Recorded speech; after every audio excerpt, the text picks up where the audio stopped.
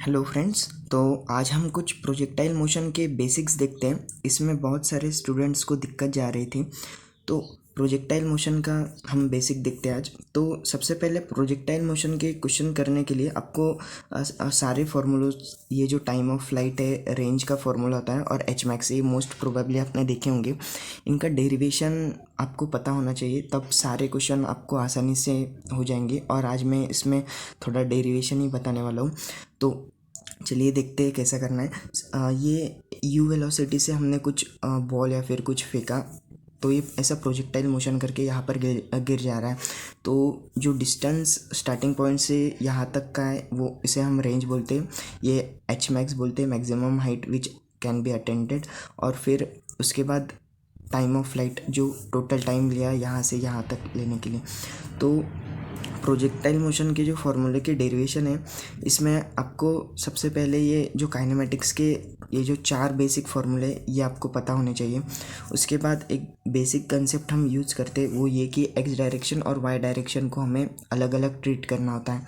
Y direction में acceleration है हर तरफ नीचे जी, और एक्स डायरेक्शन में कोई एक्सेलरेशन नहीं है, इसलिए हमें दोनों डायरेक्शन को अलग अलग ट्रीट करना होता है। तो चलिए पहला फार्मूला देखते हैं कैसा आया टाइम ऑफ फ्लाइट का। तो ये जो u है, इसे हम दो कंपोनेंट में पहले तोड़ेंगे। जो थीटा के पास वाला है, इसे हम कॉस थीटा कंपोनेंट बोलते हैं, यानी u कॉस थीटा। और जो थीटा के दूर है, उसे हम u साइन थीटा बोलते हैं।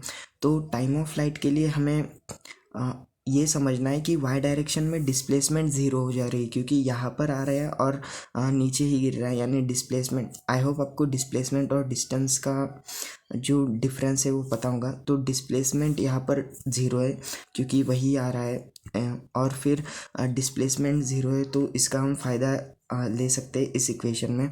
तो s is equal to u t plus half a t square. तो यहाँ पर डिस्प्लेसमेंट की जगह ज़ीरो पुट करेंगे, और इनिशियल वेलोसिटी वाई डायरेक्शन में यू साइन थीटा है, तो वो हम पुट करेंगे you sine theta into T, you sine theta into T.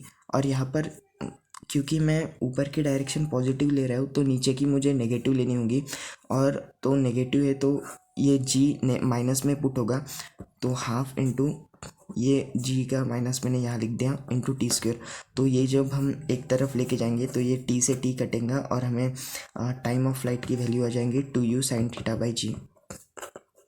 I hope आपको पहला डेरिवेशन समझ में आया होगा। दूसरा रेंज का, रेंज के लिए हमें एक्स डायरेक्शन में ट्रीट करना है, और एक्स डायरेक्शन में क्योंकि एक्सेलरेशन नहीं है, तो इन तीनों फार्मूला का कोई यूज़ नहीं है, हमें ये चौथा वाला फार्मूला यूज़ करना होगा। Distance is equal to speed into time, distance is equal to speed into time. तो डिस्टेंस यानी range is equal to speed. X direction में स्पीड क्या थी, तो ये u cos theta into time of flight क्या आया था, 2u साइन थीटा बाई जी। तो ये जब हम सॉल्व करेंगे तो हमें मिलेगा 2 into u square sine theta cos theta upon g. और ट्रिग्नोमेट्री में एक फॉर्मूला होता है, 2 साइन थीटा कॉस थीटा को हम साइन 2 थीटा लिख सकते हैं। तो ये हो जाएगा u square sine 2 theta upon जी।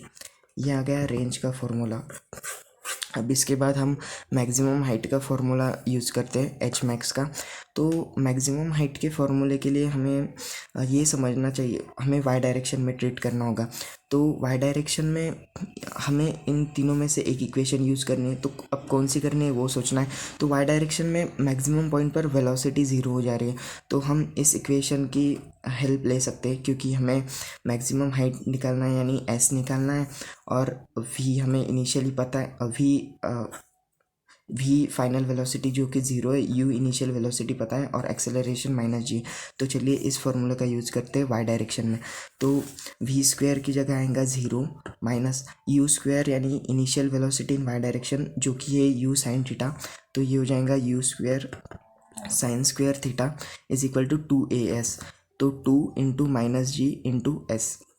तो ये माइनस से माइनस कट जाएगा, और यहाँ पर हमें u square sine square theta upon 2g is equal to maximum height. I hope आपको ये तीनों डेरिवेशन समझ में आए होंगे।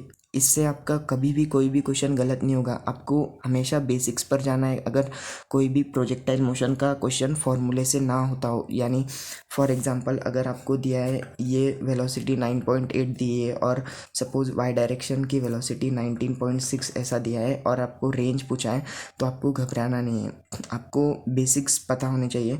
तो अगर ये रेंज हमें इस क्वेश्चन में अगर रेंज बोला है तो u cos theta into 2u sin theta into g, तो आपको पता होना चाहिए u cos थीटा क्या है, ये basically velocity in x direction है। u sin थीटा क्या है, तो ये basically velocity in y direction में।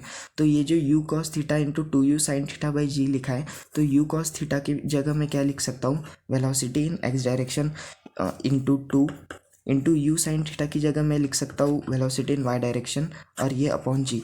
तो इस क्वेश्चन में रेंज का आंसर ये, जब आप वी एक्स की वैल्यू पुट करेंगे और वी वाई की वैल्यू पुट करेंगे तो आपका आंसर आसानी से आ जाएगा। कुछ बच्चे कंफ्यूज हो जाते हैं, थीटा नहीं दिया है ऐसा वैसा, तो बेसिक्स से जाइए, आपका आंसर आ जाएगा। और हम क्वेश्चन करेंगे प्रोजेक्टाइल के आने वाले कुछ वीडियो में।